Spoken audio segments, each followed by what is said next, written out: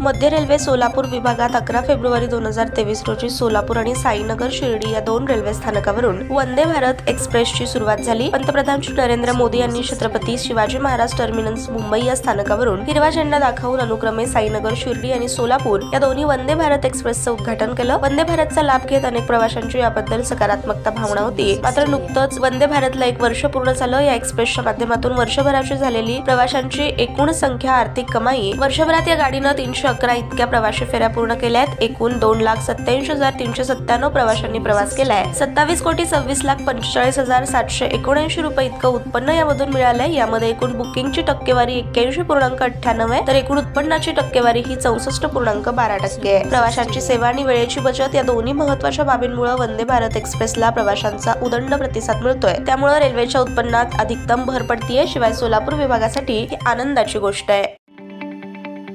ताज्या बातम्या पाहण्यासाठी प्राईम महाराष्ट्र न्यूज चॅनलला सबस्क्राईब करा।